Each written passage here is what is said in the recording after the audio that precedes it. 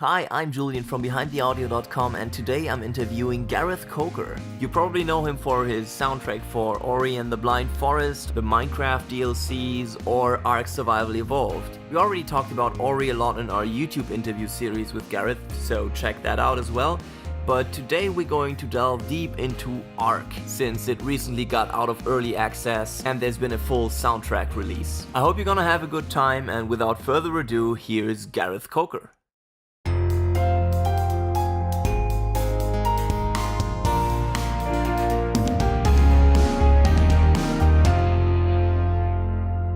I recently saw that the ARK YouTube channel posted a behind the scenes video. Yes.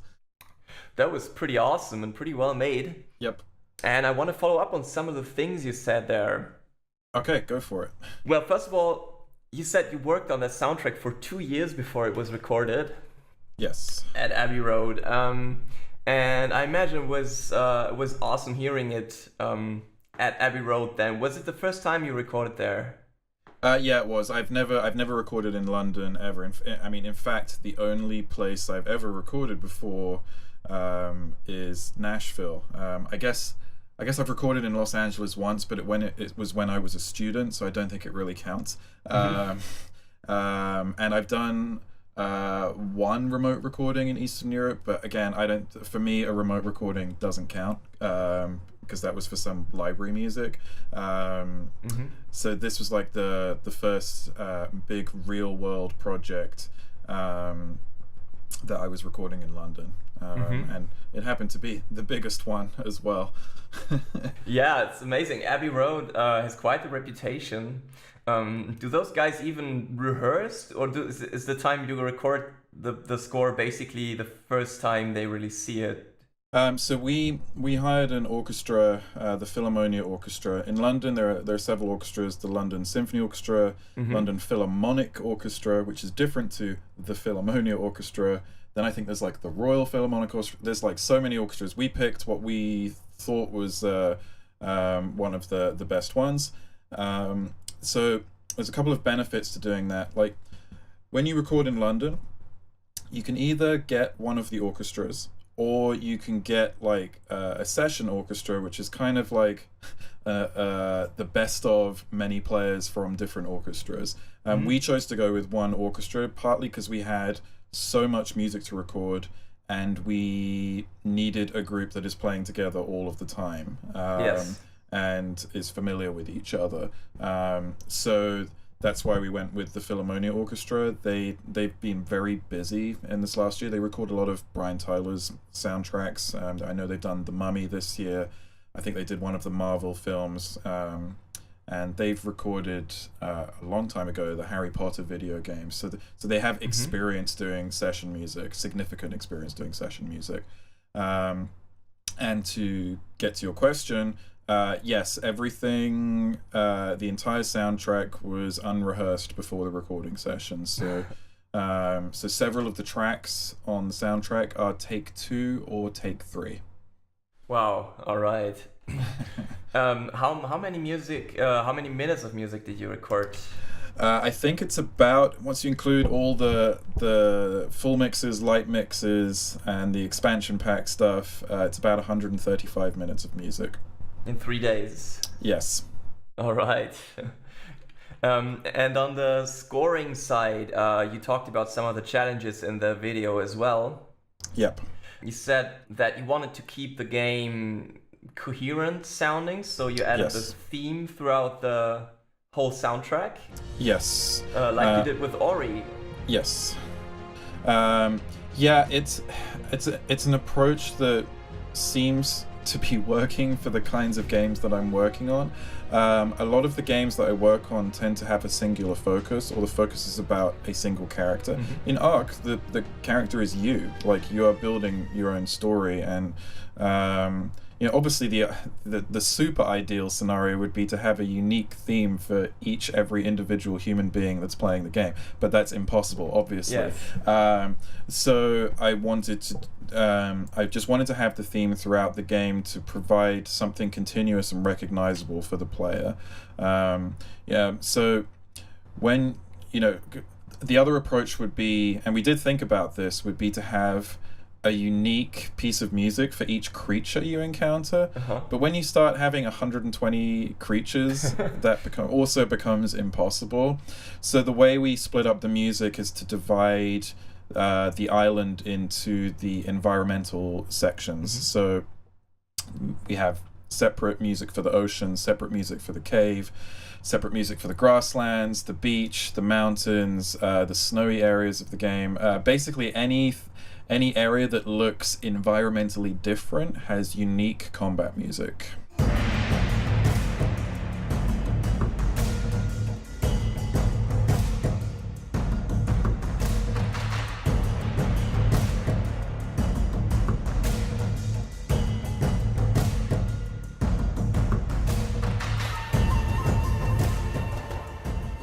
So are there like non-combat, combat, and different kinds of tracks for each kind of interaction you can have inside each of these biomes? Well, there's no ambient music, and that was also something that we discussed. So throughout early access, the combat music kind of signaled to the player that they were in trouble. And so when you're switching from no music to like, oh, you're in trouble music, it's a very obvious signal to the player that something is wrong. Having ambient music creates several problems. One is the usual problem in an open world game. If you're switching from ambient to battle, you could be switching all the time and it gets super distracting. Plus, you've got to teach the player how to differentiate between ambient and battle music as well. And ARK is such a demanding game on the player's brain and player's time. Like, we chose to keep it simple. So it's either music basically signifies that something is wrong, and when there is no music, then you are just a regular, maybe not all is good, but you're just a regular survivor and nothing is terrible.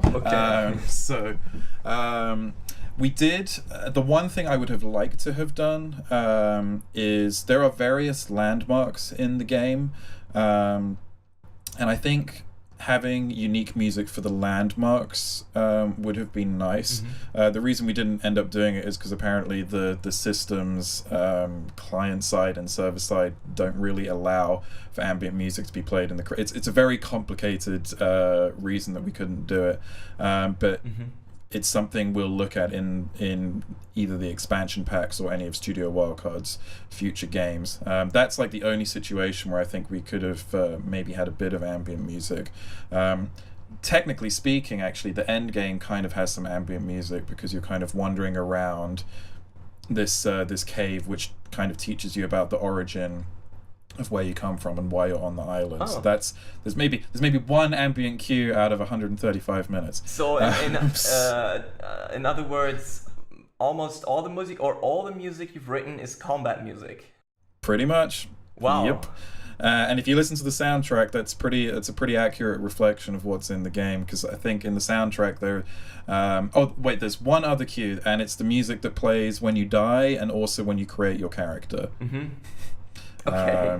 So yeah, that's the only other ambient track. But yeah, it has ended up working out okay, and the players, there's still requests for ambient music, but it's one of those things that I'm not sure for a survival game how much it would add. I think because the script is created mostly by the players, I think keeping it simple was the right decision. But you could probably make an argument the other way as well. It's a tricky balance, and also, you know, if we'd had ambient music, then the minute count probably gets up to something like 200 minutes, 220 minutes, and it starts to get a bit crazy in terms of the workload. Yeah, fair enough. Well, yeah, I was just thinking that having ambient music, I don't know, I've seen people have 2,000, 3,000 hours of playtime on ARK. I don't know if it wouldn't go on your nerves on some point. Well, we talked about Ori last time, and Ori is a game that you're done with probably in like 12 hours maximum. And yeah, maybe there's certain areas you get stuck on, but generally once you get past them, you're moving on pretty quick. Whereas ARK, you can be in the same area for a long, long time. Yes, Ori, exactly. You're not in the same area for a long time. So I mean that's another reason why I think it was the right decision. But I think people like hearing combat music because it gets them hyped up and excited to play, and that's kind of the feedback that we've gotten. So we kind of went all in on the combat music for the biomes, and then there's also unique combat music for the 4 major bosses in the game, which is the Broodmother, which is a giant spider, the Mega Pithcus, which is a giant gorilla, the dragon, which is obviously a dragon, and the Overseer. It's extremely powerful, and it can change into any of the creatures of the game, and it can also spawn like tons of little creatures as well. It's basically, if you haven't been playing the game for thousands of hours or you're using cheats, it's impossible to defeat. Wow. Okay.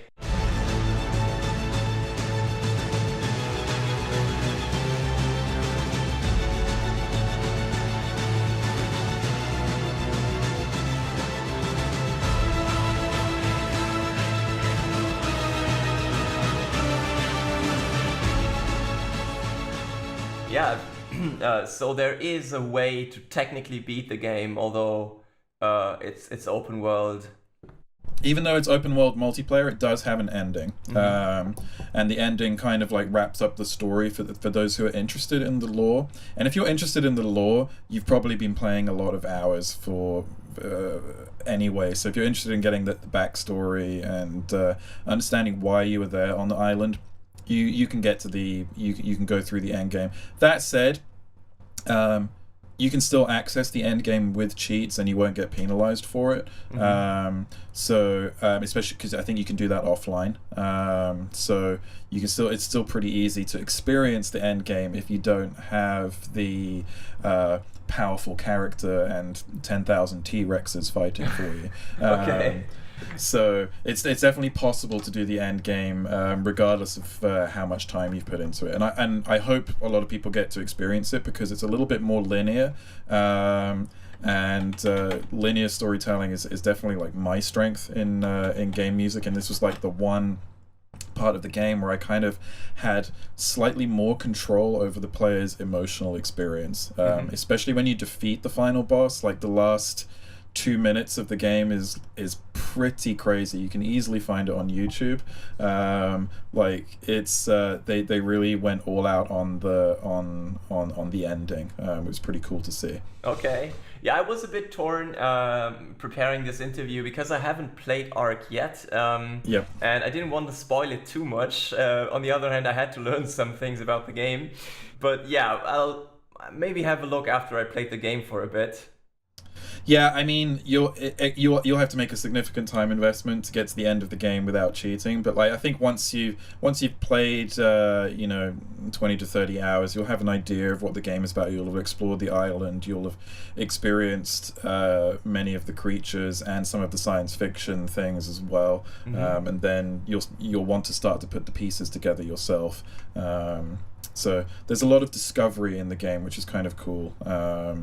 As well as the core survival element of the game. Cool. So what made it fun to work on is that there's what makes ARK unique is that there's a lot of interesting gameplay mechanics, and they're all kind of working together in a unique way.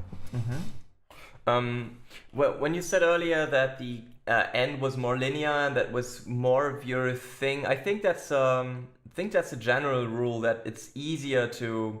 If you have less authorship, it's harder to really direct. I mean, it's obviously the case, but I think that was one of the main differences to all the things you said about Ori last time.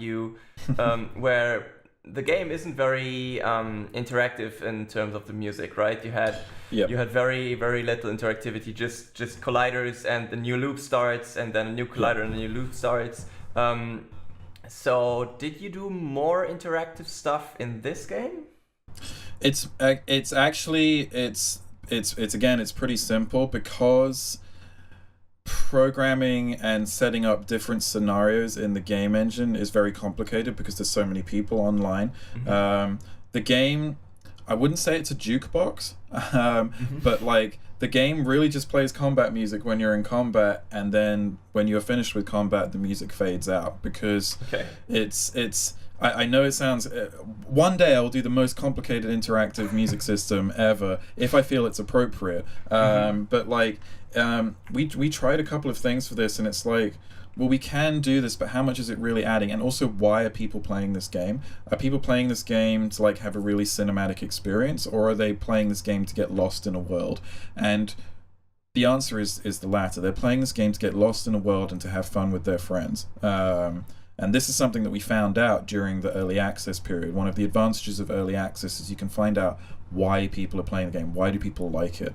And I think if we'd gone like the cinematic approach and like had really well crafted, heavily tailored and heavily interactive music, it becomes distracting. And I think ultimately people are playing the game because they want to control a dinosaur and they want to kill things with a dinosaur, and people want to feel like a badass when they're playing the game.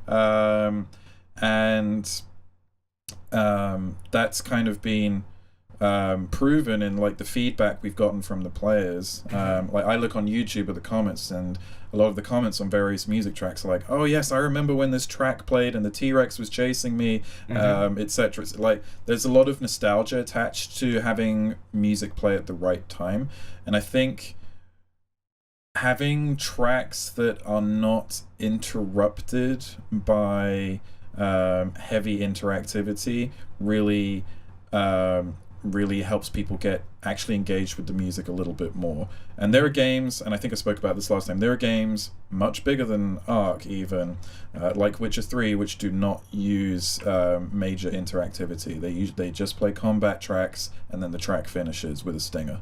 I don't know if you played Witcher 3. If you haven't, you should have. But I remember hearing the music at the time, and I'm like, if there is interactivity, it's either really well programmed and I can't hear it, or these are just tracks that play on loop until you're finished in combat. And I believe it's the latter. So if it's good enough for that open world game, arguably one of the greatest open world games ever made, it's probably good enough for us. Okay, so even in the end where it's more scripted, you refrain from having more interactivity. It's more scripted in terms of like how it changes with how you're moving through the environment. So it's much more. There's definitely events that occur that like change the music, but it's always tied to a visual. It's always tied to a visual event. Okay. All right. And on the instrumentation side, I mean, or generally, I think even despite all those differences to a game like Ori, I found your style to be very recognizable. It's epic and emotional, and also you use the main theme a lot, and you use the piano. Yes. And in the video, I saw you compose on the piano. Is that where you write a lot of music, sitting on the piano? I do. I'm a piano player. I'm still pretty good at piano. I don't practice as much anymore, but I've been playing since I was 7, so I know what I'm doing. If I had space for a real piano in my house, I would totally get one. But yes, I mean, I do all my writing at the piano. It's piano and sometimes pencil and paper. But if I'm writing for orchestra, it generally goes straight into the sequencer, and I just use the pencil and paper just to sketch down melodies or chord sequences in case I forget them. I'm very comfortable at piano. That piano in the video is the one in Abbey Road, which I think is like a $250,000 Steinway. So I had to play it.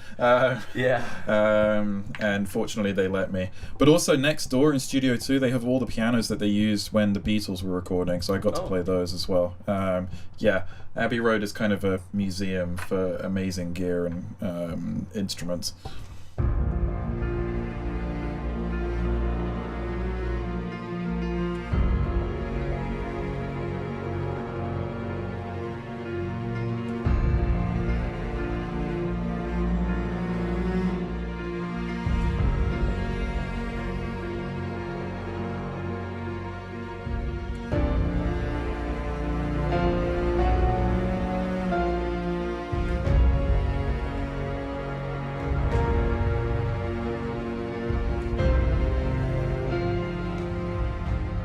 Wow.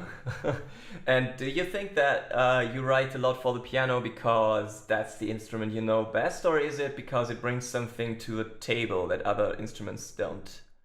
Well, I think so. Here's the thing: when piano is used in film or game music, I think there is a tendency to write for it in a certain how can I put it, established and slightly cliche way. You know, like how many times have we heard a melody in the right hand and then arpeggiations in the left hand? And usually it's just triads. And I've done that too, and and I understand why it works. But I mean, one of my favorite things to do, piano provides coverage over the entire orchestra. So, and if, like, we didn't isolate it for ARK because we didn't need to because it's such a loud score. But most of the time I'll isolate the piano and you can kind of dial it in if another section needs a bit more support than you anticipated. It's a great instrument for doubling. It is a fantastic instrument for doubling. Like piano and woodwinds is an amazing sound. Low piano and low strings is an amazing sound. Staccato low piano and staccato brass is an amazing sound. Like there are so many combinations of piano with orchestra that work well. So that's actually where it comes from. Obviously, I'm writing the melody and the harmony with the piano, but I like to keep it in just like the piano players on my scores are very busy. Because if I don't like it, I can just cut it out, especially if it's isolated. Again, with ARK we didn't because it's such a loud score. Like you're probably not going to notice the difference when it's cut out or left in. There's not very much exposed writing. But with Ori, we isolated the piano because there is exposed writing, and sometimes you want to hear it, and sometimes you kind of want it to blend in the background, so you have that level of control. So I'm trying not to use the piano as a lead instrument all the time, but if it's not being used as a lead, it's definitely being used as support in some way, but it's an optional support that I can put in if I want to. That's great advice, actually. Cool. Yeah, I also think that the piano is somewhat cliches in the ways it's in the range of emotions it usually conveys. It's usually sad and slow, and it's a very easy thing to do. But if you put it in the right place, it can do things that no other instrument can. You know, people feel the same way about woodwind. Like if you put a slow oboe solo on top of soft strings, you're immediately in the sad place. But you know, you can do a slow oboe solo and make it like, sorry to reference Ori again, but like in the Spirit Caverns track, we have an oboe solo over soft strings, but it's upbeat. It depends on how you write the melody and the theme as well. So I think as composers, we tend to go for the obvious solutions all the time, and that's understandable because we're under a lot of pressure. But it doesn't take that much to try something a little bit different, because these instruments, they can do anything. Like the oboe can do crazy really fast stuff if you want it to. And actually, I mean, I talk about the oboe, but I prefer the English horn for the sad solos because it has a deeper, richer tone. So it really, like, yes, it's a tendency to write cliche stuff for piano, but it's also pretty easy to get out of if you just make sure that you're paying attention when you're doing the cliche stuff. You have to like say, hold on, stop doing the thing you did like 10,000 times before, and just try and do something different. I have that issue with harmony. I tend to go to harmonies I've always used in the past because I know they work, and I'm like, no, stop, just make a little bit more effort, change the root, or just change like one note in the chord, and it's amazing what difference it makes. And that's honestly advice I have for like any composer. Like if you feel like you're writing the same stuff or nothing sounds good, it's probably because you're just going back to the same things you've done for the last year or two, and you just kind of have to like stop and like actually like look at your hands when you're on the keyboard, and then just experiment with moving like one of the keys and seeing what new chords and sounds come up. Or instead of using triads, like maybe add a ninth or a ninth and a seventh, and just see what happens, because it's very easy. You just count up to 9 and then you add the note and it's done. Sure. And your music becomes like so much more richer when you add in ninths, and then you can go really crazy and add in 11ths and 13ths if you want. But like it's especially if you're writing constantly, it can be hard to get out of the routine of doing what you know always works. You just reminded me of that, like we're talking about piano, because I'm a pretty, like I said, I'm a pretty good piano player. But even with being a good piano player, as a composer, I still feel like I go back to the same old things on the piano, even though I'm capable of doing so much more. On the piano, I find myself going back to the old tricks. So when I do that, I just have to remind myself, stop, and just check what I'm doing, and then change it up if I can. Yeah, okay. I think what helped me, and what I've heard other people say as well, is changing the key in which you write. Because there are cliches you go back to, or your fingers go back to once you're in front of your instrument. You play in a certain key, you play certain melodies, certain harmonies. If you just change it up to a key you're not that comfortable in, I found that I do very different things. Have you done the same? Well, yeah, I mean, the other thing, like, that can be a good, because you're used to the chord sequences in certain keys. And then one actually good habit to get into is to transpose, not digitally, on the piano. Like, so play the ARK main theme instead of B flat minor. Now play it in E minor. Like, that's actually a good exercise for your brain, and it also teaches you like different chords. It's still the same chord sequence, but you're putting your hands in a different place, so it feels different. And when you do that, like you're kind of removing the muscle memory. So when I've done my main theme, it's actually now an exercise for me to play it in every single key. Okay, I would have thought that actually sneaks the patterns you have in one key into the other keys as well, because it does, build but up muscle memories for the same cliches. It kind of does, but it teaches you what harmony sounds like in different keys, and it just gets your hands used to new positions, which when you're writing something new can be very useful. But I hear you. There's a fine balance between like the muscle memory and finding new things, but also transposing is just a good thing to practice anyway. So sure. So I encourage people to do that if they have the time. All right. I recently saw that, I wanted to get to that as well, that there's gonna be another DLC called Aberration. Yes. And there will be new music as well. I saw in one of the comment sections on YouTube where you replied you were gonna link the music. The beginning of the trailer music actually made me think of Ori, because there was a similar sounding voice singing that melody. Right. Yeah. So that's just a sampled voice for now. Okay. We'll probably have a live voice come the final release.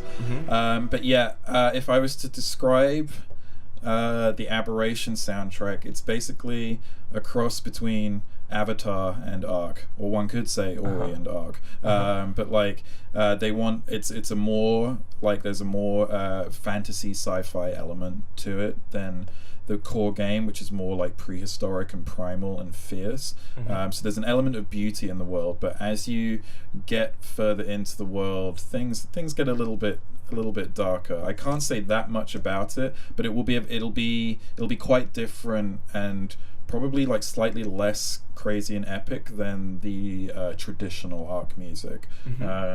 It seems like the reaction to the trailer music was very positive, so that's a good sign that we're moving in the right direction. But yeah, it's kind of there'll be lots more combat music, but it'll be slightly different than what's come before. Okay. Well, from what I've seen, the reaction to the music is very, very good overall. So I've seen some people say it's the best part about the game. So that's always nice when people say that. So yeah. So is the Aberration DLC music also gonna be recorded at Abbey Road, or Is it gonna be Well, we have somewhere? we actually did some recording for Aberration back in May.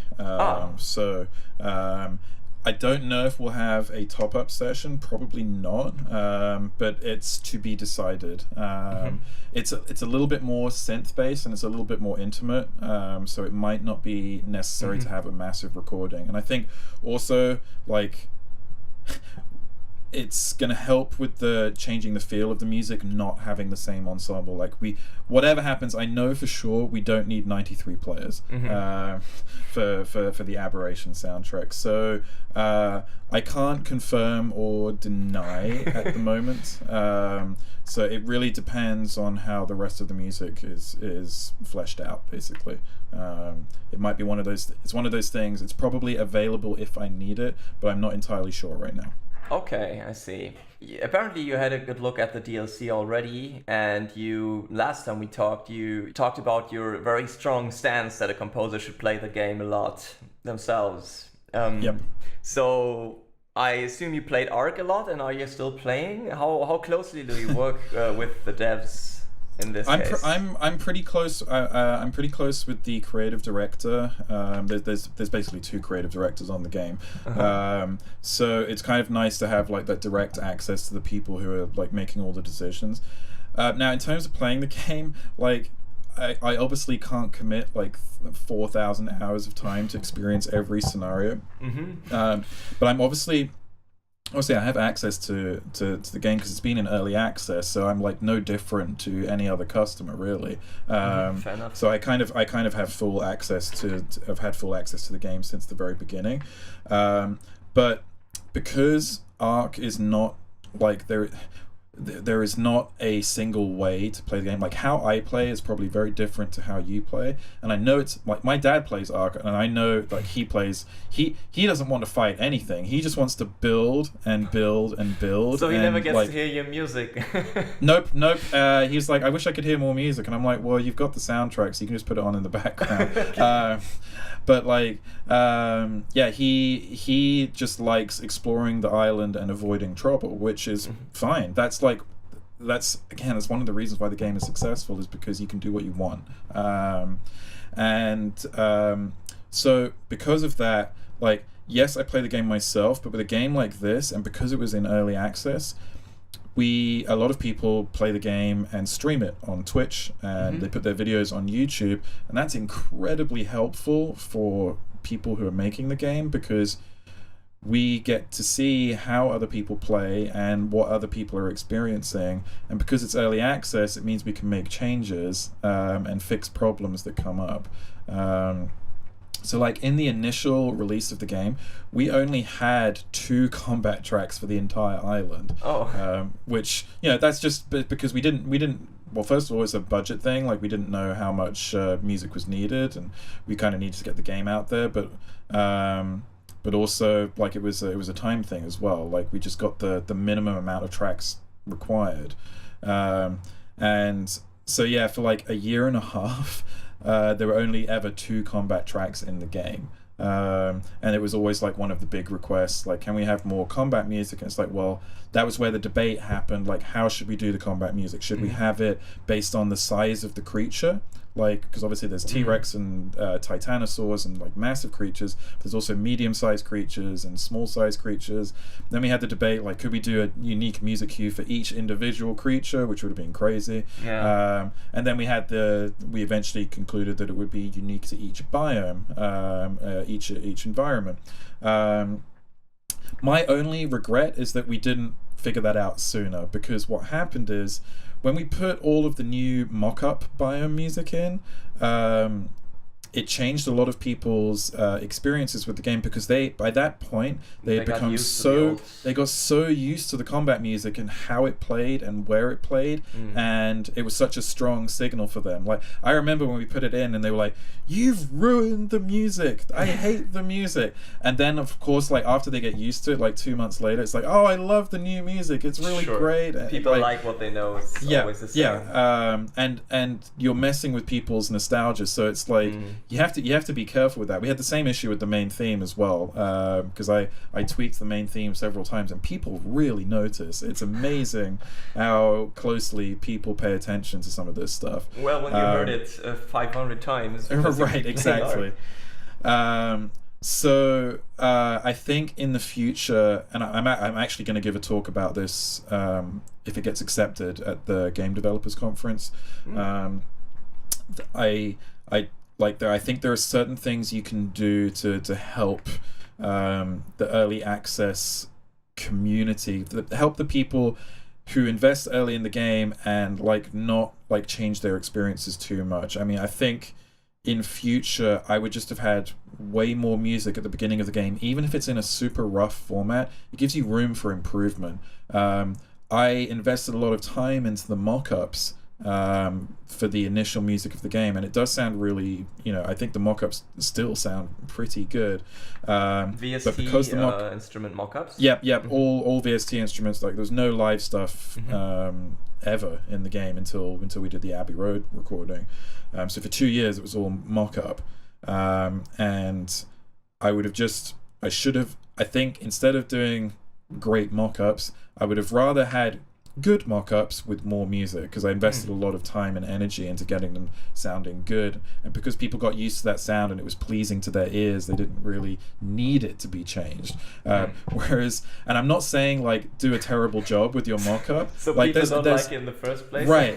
There's obviously a balance. You still have to make music that makes people feel something, but you kind of need to find a balance of give yourself room for improvement, but also maybe not have 3-minute tracks, maybe just have 1 minute tracks as a taster, so you have room to extend things, so you don't have to write these massive long tracks. You just give the audience a taste of what's to come. There's a lot of solutions that can provide a really complete experience for the people who sign up and play the game in early access, but also give you room to grow and execute your creative vision as a composer, because my creative vision was never to have just 2 combat tracks. The creative vision was always to have enough combat music to cover the whole game. But and that was the right decision, but we ended up, at least for a month or so, upsetting a part of the community that had become used to and had fallen in love with the music that was already there. So that's something, and I think early access games are only going to get more popular, because look at ARK was number 1 for a long time, and now PlayerUnknown Battlegrounds is it's insane, and that's an early access game too. And there's going to be more and more games like this and PlayerUnknown Battlegrounds is sold 12 million. Even if an early access game sells 1 million, it's an incredible success. So it's crazy. But there's things you can do to mitigate it, and that's something I'm planning to talk about at the Game Developers Conference, because it is, I don't think ARK's, I think, the biggest early access title that actually got finished. That's absolutely true. So although I think, wasn't Divinity Original Sin 2 early access? I don't know, but too many early access games never get out of early access. So much I know. 3 out of 4, I think, is 3 the stats. out of 4. Wow. Yeah. That's sad. So there's there's things you can do on the music side to make your early audience happy, and also ultimately allow yourself to execute your final creative vision and make your late audience happy too. But this is stuff that I only could have learned by working on it on and off for 2 years. It was the whole thing was kind of a fascinating voyage of discovery, because everything was new. I'd never done an early access title before. Studio Wildcard is a new studio. The kind of game they're making is a pretty unique concept. So it's kind of a big discovery all the way around. But there's been some pretty cool lessons from it. That being the main one. But isn't it hard to know what to set up for early? Because hadn't ARK, if it hadn't blown up as much as it did, it would have been hard to record that much music with such a big orchestra and all that. You couldn't really know at the time what the soundtrack would become, right? Because it was also a budget constraint thing. Yeah, but I would still have had more than 2 combat tracks played for the entire island. Like, I think, you can't plan for everything, but I think you can plan a very basic scope, and you can always like expand on that. And I think, I think we like, maybe we didn't need every biome's combat music, but maybe like half the biomes or something, so that players can understand that in future all of the biomes would have separate music. See, what we did, that by doing it, by having only 1 combat track for the entire island, it sent a message to the players that this is always going to be the combat music. If we'd kind of like even just had 2 separate like combat tracks in 2 separate biomes, it would have communicated to the community that we would have we were going to expand on the number of like biomes with unique music, because that's something like, hey, in the next update we'll have new biome music for the jungle, and then in the next update we'll have new biome music for the mountain. Whereas the way we set it up, we never really thought about it like that. And I think, you can't plan for 100% of the scope, but I'm pretty sure you could plan for like 70% of it. That's probably, if I had to do it all over again, that's like what I'd do. Like, because I understand, especially for early access games, obviously budget is a major concern. That's why games go into early access. But like, you need to have enough stuff to like cover the basic areas, and we did not anticipate that the basic requirements would be just a little bit more than what we supplied. And I think we could have probably. I see. You want to ease people into the idea of getting new music for different biomes and all. That's a really good point. You said it. Yes, you said it in 1 sentence better than I did in 10. Okay. Yes, easing people into the idea is a very good way of putting it. Okay. Great. Okay, so I got your point then. Yes. And since the music did evolve a lot from the start, and new DLC seems to be coming out, will you keep writing music? Will you work for ARK on and off like you did in the future too? Yeah, as long as I have time to do it, and as long as Wildcard still wants me, I'm happy to work. I'm happy to work on the game. It's a really fun project to work on, because the creative brief is pretty open. They let me do pretty much whatever I wanted for the core game. So what composer wouldn't want to continue working on that?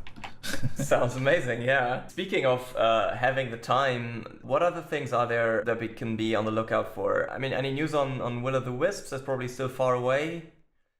I can't give any timeline, any news on Will of the Wisps, other than I'm working on it right now. Okay.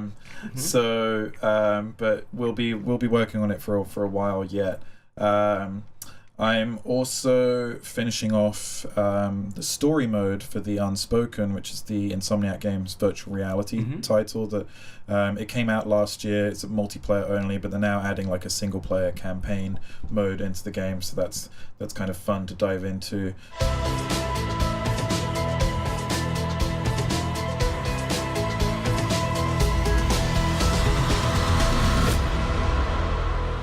And I will be working on some more Minecraft stuff that should be hopefully coming out later this year. I can't say what it is yet, but it's that's a new project that will be happening before the end of the year. So between Minecraft, ARK expansions, Ori 2, and the Unspoken, I have plenty to be working on. Okay, all right. So you already told us what you're working on now. Any releases apart from the ARK DLC in the near future? Nothing imminent. So yeah, I think obviously I think we'll probably do, because the Unspoken has like a lot of DLC which I haven't released publicly yet, so I might do one before the end of the year. But other than that, I'll probably be going dark for a while. So because I have a ton of writing to do, and I kind of like have now this like extended period of time where I'm going to be working, as opposed to releasing stuff. Like ARK was a major project and a big part of my life for a long time. So it's been kind of good to recover from that, but now it's like it's time to dive into the other things and find the soul of the new projects, which is always the hardest part. Yeah, like sitting in front of a blank page. And in the case of Will of the Wisps, like, I mean, I can say this like openly. It's like, how do you make something familiar but new? Sure. So that's the challenge that we're facing. But we'll figure it out. Okay, I'm sure. Anyway, yeah, thanks a lot for talking to me today. Yeah, thank you. It was a great chat. We covered like an insane amount of stuff, so it's really good to like dive in deep to the ARK music. Yeah, it's always nice to have you because you're really open about stuff and you go into real detail about your creation processes. I feel like not everybody is as open and as outspoken about what they do, so it's always a pleasure. Cool. Yeah, I mean, that's just kind of who I am, so I'm just being myself, so yeah, I'm glad that it's useful for you and your listeners. Thanks a lot for listening to today's podcast with Gareth Coker. I hope you enjoyed this podcast. I sure had a good time, and if you want to see more, check out our YouTube channel or our website for articles, audio news, insights into the industry. Hope to see you next time, and until then, have a good time. Bye bye.